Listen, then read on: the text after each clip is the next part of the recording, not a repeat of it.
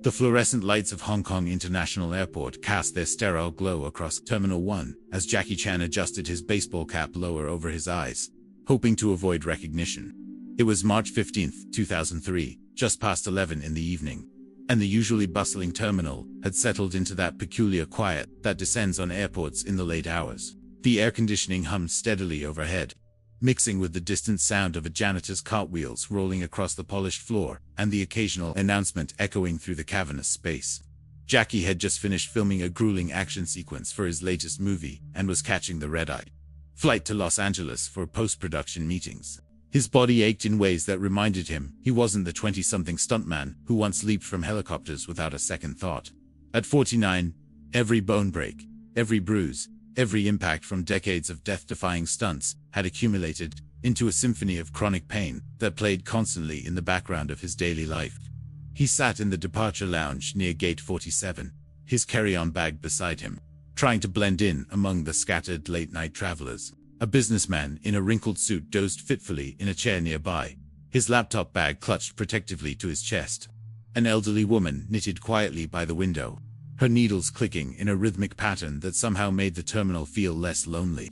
The smell of coffee from a nearby cafe mixed with the faint antiseptic scent that seemed to permeate all airports worldwide.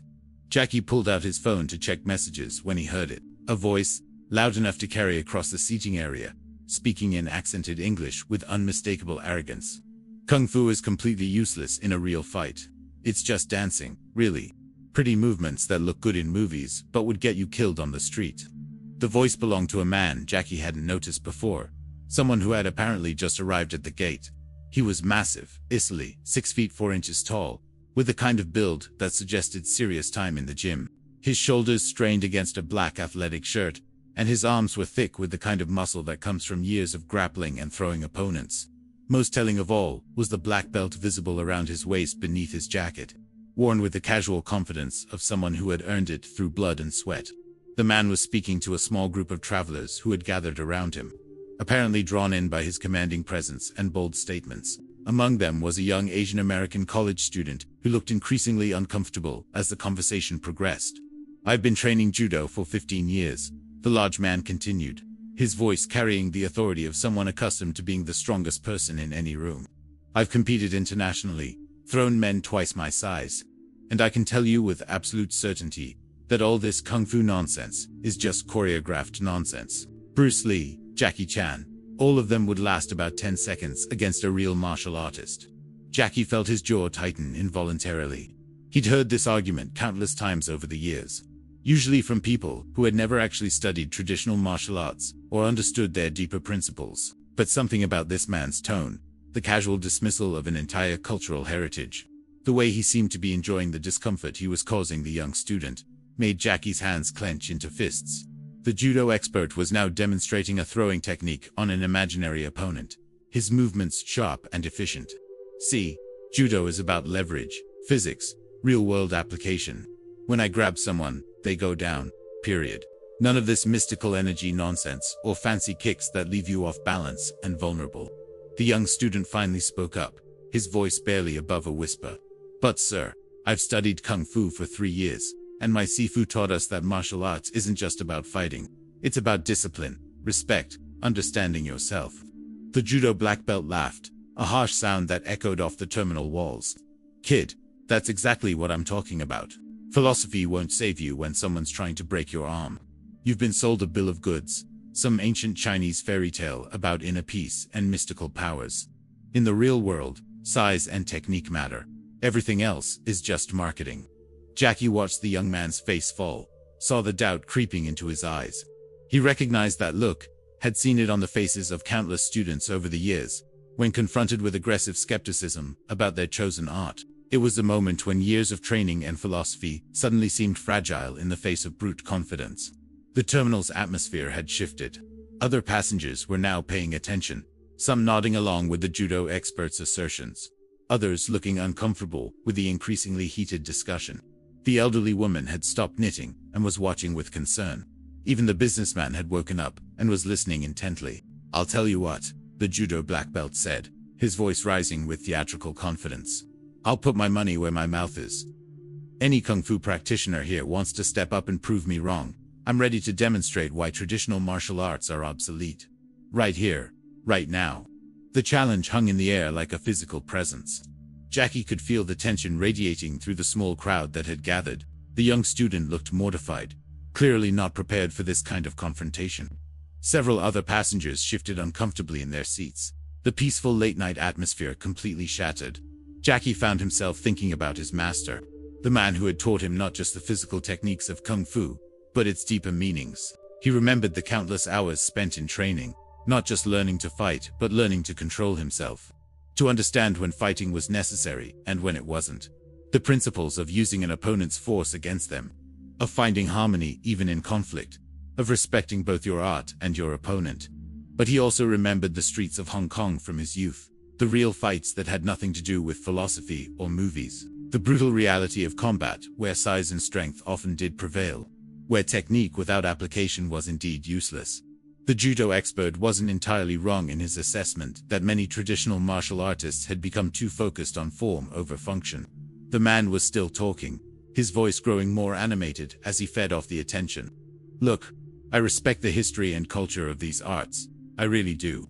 But let's be honest about what they are in the modern world. They're performance arts, like ballet or theater.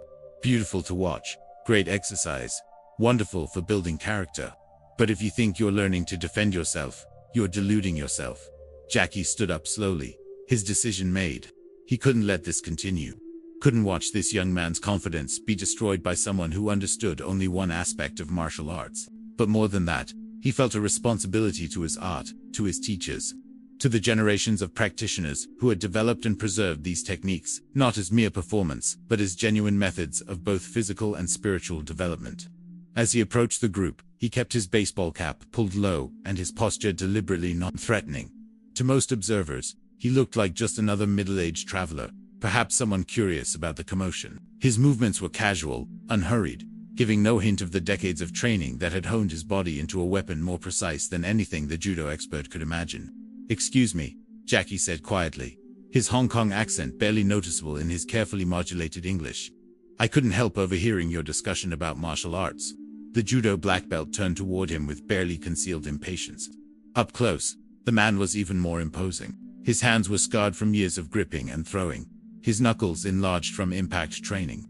There was a small scar above his left eyebrow, probably from a tournament competition gone wrong. Everything about him screamed legitimate fighter, someone who had tested himself against real opposition. "And you are?" the man asked, his tone suggesting he had already dismissed Jackie as another wannabe philosopher. "Just someone who studied martial arts for a while," Jackie replied, his voice remaining calm and respectful. "I was interested in your perspective, especially your challenge about traditional techniques being ineffective." The crowd sensed something shifting in the dynamic. The young student looked up hopefully, perhaps sensing an ally. The elderly woman had put down her knitting entirely and was watching with sharp eyes. Even the businessman had moved closer, his laptop forgotten. The judo expert smiled, the expression predatory. "Another true believer, huh? Look, friend, I'm not trying to be disrespectful, but I've heard all the arguments. Energy flows, pressure points, ancient secrets passed down through generations. It's all very romantic, but when push comes to shove, literally, physics wins every time." "You make some valid points," Jackie acknowledged, still maintaining his humble demeanor. "Size and strength are certainly important factors in any physical confrontation. And you're right that some traditional schools have perhaps become too focused on theory over practical application." The judo black belt's smile widened, thinking he had found another convert. "Exactly. Finally, someone who gets it. These ancient arts were developed for a different time, different weapons, different situations. In today's world, you need something proven, something tested against real resistance." Jackie nodded thoughtfully. "But what if I told you that the real purpose of traditional martial arts wasn't necessarily to create the most efficient fighters, but to develop complete human beings? That the physical techniques were just one aspect of a much larger system of personal development? I'd say that's a beautiful philosophy that won't help you when someone's trying to hurt you or your family." The man replied, his patience clearly wearing thin. "Look, I'm not saying these arts don't have value. They're great for fitness, flexibility, mental discipline. But let's stop pretending they're effective fighting systems. The moment had come." Jackie could feel it in the air. the way the conversation had reached its natural climax. The young student was watching him with desperate hope. The other passengers were leaning in, sensing that something significant was about to happen. Even the fluorescent lights seemed to buzz with anticipation. "Would you be willing to demonstrate your point?" Jackie asked quietly, his tone still respectful but carrying a subtle undercurrent that made several people in the crowd take notice. The judo expert's eyes lit up with predatory excitement. "Absolutely. What did you have in mind?"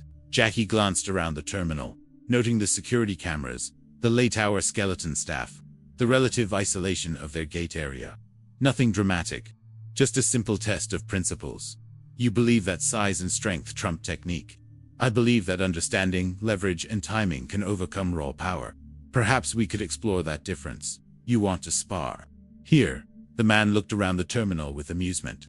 "I admire your courage, but I outweigh you by at least 60 pounds, and I've been training longer than you've probably been alive."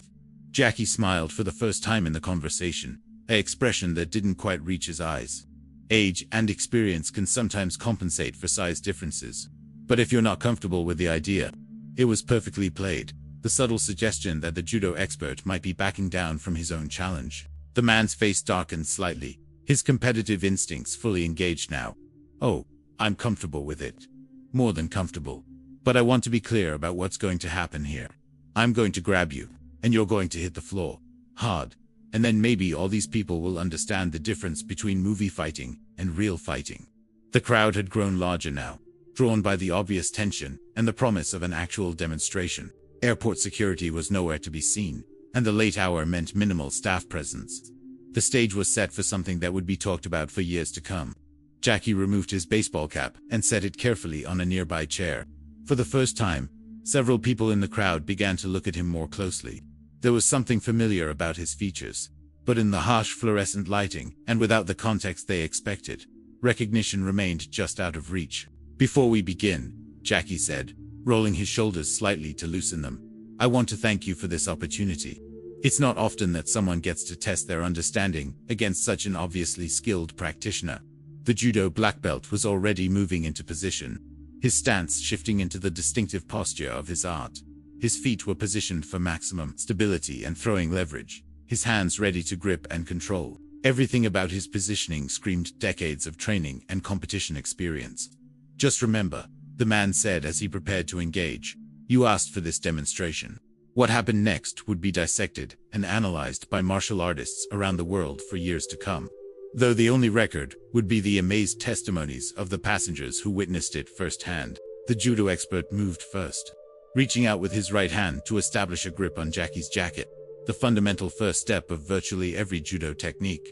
It was a movement he had performed thousands of times, as natural as breathing, executed with the confidence of someone who had never failed to establish control once he decided to engage. But Jackie wasn't there, not in the sense that he had moved away, but rather that he had somehow shifted his position so subtly, so precisely, that the reaching hand grasped nothing but air, while Jackie seemed to flow around the attempted grip like water around a stone. The movement was so smooth, so effortless, that several witnesses later swore that Jackie had never actually moved at all.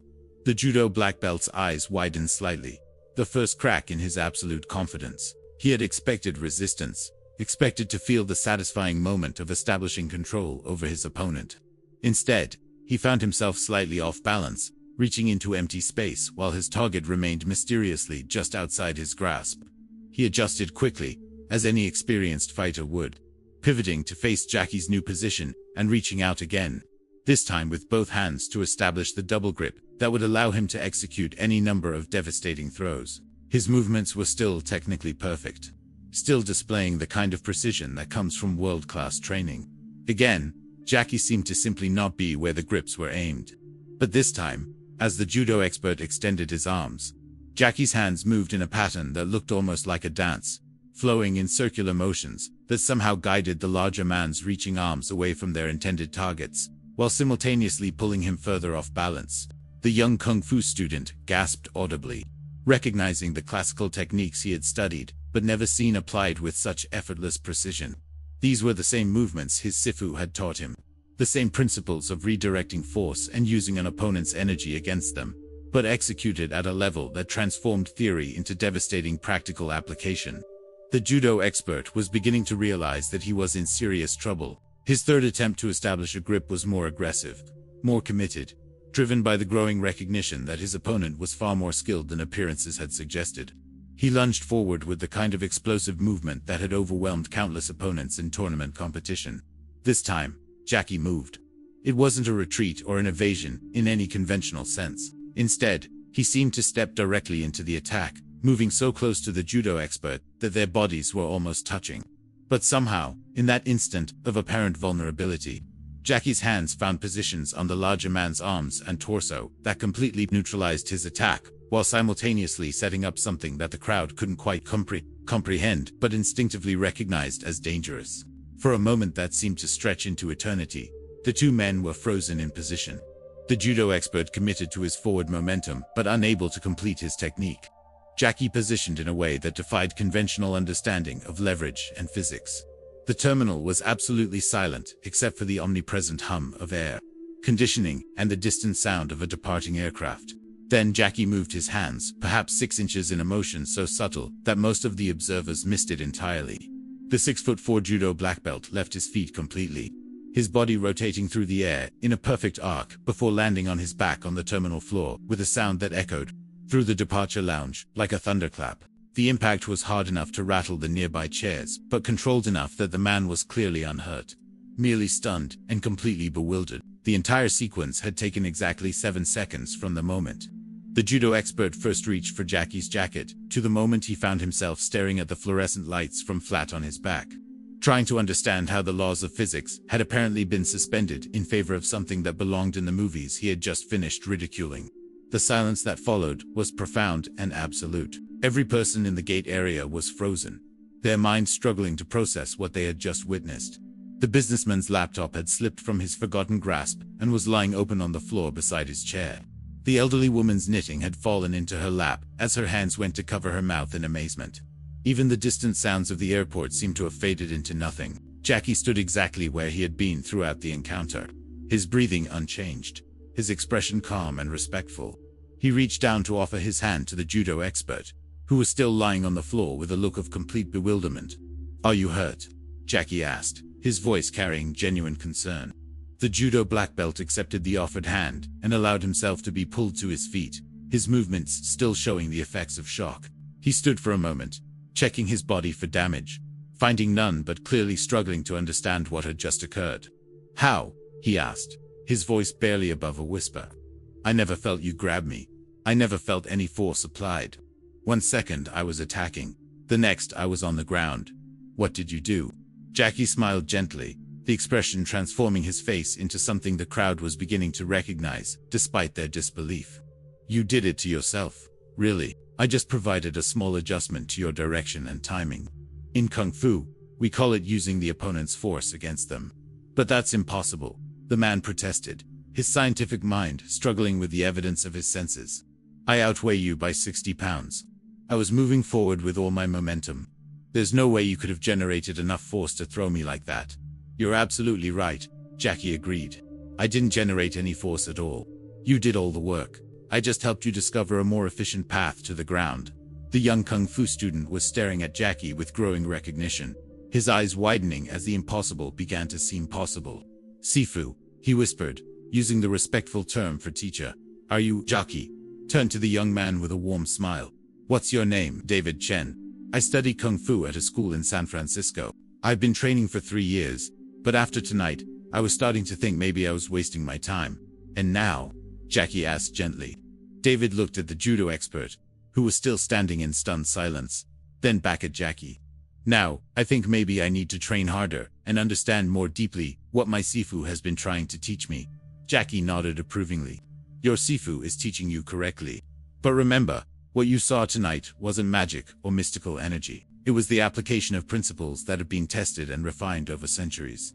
Leverage, timing, understanding of human movement and psychology. The same physics that make judo effective, just applied in a different way." He turned back to the judo expert, who was still processing the experience. "You're not wrong about the importance of size and strength and realistic training. Many traditional schools have lost touch with practical application, but the principles themselves, when properly understood and applied, remain as effective today as they were centuries ago. The larger man shook his head slowly, his worldview fundamentally shaken. I've been training for 15 years. I've thrown men bigger than you 1,000 times. I know what it feels like to apply technique against resistance. What you just did, it shouldn't be possible. It's possible because you made it possible, Jackie explained patiently. Every attack creates its own opportunity for defense. Every aggressive movement contains within it the seeds of its own defeat. You committed yourself to a forward attack with your full power and momentum. I simply helped that energy find a different expression. The crowd was beginning to stir now, the immediate shock wearing off and being replaced by excited conversation. Several people were pulling out phones, though the late hour and quick resolution of the encounter meant that no one had managed to capture video of the actual technique. The elderly woman approached Jackie with a knowing smile. "Mr. Chan," she said quietly, "my grandson is going to be so excited when I tell him I watched you demonstrate real kung fu in an airport." The recognition rippled through the crowd like electricity. Suddenly, the impossible became merely improbable. The mystical became masterful. And the man in the baseball cap was revealed as one of the world's most accomplished martial artists and action stars. The judo expert's face went through a series of expressions as the reality of his situation became clear. Embarrassment, awe, and finally a kind of rueful respect. "Jackie Chan," he said, shaking his head. "I just challenged Jackie Chan to prove that kung fu doesn't work." Jackie laughed, a sound that somehow managed to ease the tension in the entire terminal. "And you weren't wrong to challenge those ideas. Skepticism is healthy. It forces us to examine our assumptions, to test our beliefs against reality. But maybe the lesson here is that reality is more complex than any single martial art can encompass." He gestured to the judo expert with obvious respect.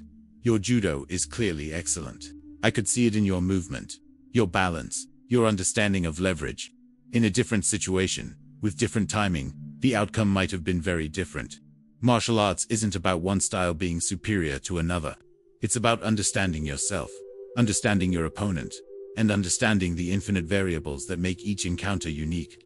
The businessman had retrieved his laptop and was approaching the group with obvious excitement. "Mr. Chan, I've seen all your movies, but what I just witnessed, that was something else entirely. The way you moved, it was like you were operating on a completely different level of understanding."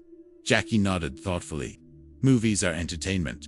They use martial arts as a foundation, but they're enhanced with wire work, special effects, multiple takes, and camera angles. What you saw tonight was much simpler and much more complex. Simple because it was just the application of basic principles. Complex because those principles take a lifetime to truly understand." David, the young kung fu student, had been listening intently to every word. "Mr. Chan, when I was watching you move, it looked exactly like the forms my Sifu teaches, but somehow completely different at the same time. Like the same language being spoken by a native speaker versus someone who learned it from books." "That's a perfect analogy," Jackie replied, clearly pleased with the young man's insight. "Forms and techniques are like vocabulary words. You need to learn them, practice them, make them part of your muscle memory. But real martial arts is like poetry. It's not just about knowing the words, but about understanding how to combine them in ways that create something beautiful and effective." The judo expert had been silent during this exchange, but now he spoke up with obvious sincerity. "Mr. Chan, I owe you an apology. Not just for what I said about kung fu, but for the way I said it. I was being arrogant and disrespectful, and you responded with nothing but courtesy and respect, even while you were proving me wrong." Jackie extended his hand, which the larger man took gratefully. "You have nothing to apologize for. Your questions were legitimate, and your willingness to test your beliefs is admirable. The only mistake was in thinking that any one style has all the answers. Judo has given you incredible skills. Kung Fu has different skills. A complete martial artist learns from everything." The conversation was interrupted by the arrival of airport security, drawn by reports of a disturbance at Gate 47. Two guards approached the group with professional caution, clearly expecting to find some kind of altercation requiring intervention. "Is there a problem here?" the senior guard asked, his eyes scanning the crowd for signs of trouble. The judo expert stepped forward immediately. "No problem at all, officer. Just a friendly demonstration of martial arts techniques. Nobody was hurt. Nothing was damaged." The guard looked skeptical until he noticed Jackie, recognition dawning on his face. "Mr. Chan, is everything all right?" "Everything is perfect," Jackie assured him. just a cultural exchange between martial artists. Very educational for all of us. The guards remained for a few more minutes, but seeing that the crowd was peaceful and that no one was filing complaints, they eventually moved on with warnings about keeping demonstrations appropriate for public spaces. As the immediate excitement began to die down, people started returning to their seats. Though the atmosphere in the terminal remained charged with the energy of having witnessed something extraordinary, the elderly woman returned to her knitting, but her eyes kept drifting to Jackie with obvious admiration. The businessman was typing furiously on his laptop, probably composing emails about his incredible airport encounter. David approached Jackie one more time, his expression serious. "Mr. Chan, I have to ask. After what happened tonight, after seeing real kung fu in action, what should I do differently in my training?" Jackie considered the question carefully before responding. "First, never forget that martial arts is a lifelong journey. What you saw tonight represents decades of study, practice, and real-world application. Don't expect to achieve it quickly or easily." He paused, looking around the terminal at the other passengers, then back at David. "Second, remember that the goal isn't to become unbeatable in combat. The goal is to become the best version of yourself. The physical techniques are just tools for developing discipline, respect, humility, and wisdom. But the fighting applications are real," David said, clearly thinking about the demonstration he had just witnessed. "Absolutely," Jackie confirmed. "But they should always be your last resort, not your first. The highest level of kung fu is preventing fights, not winning them. Tonight, I could have walked away when I heard the discussion.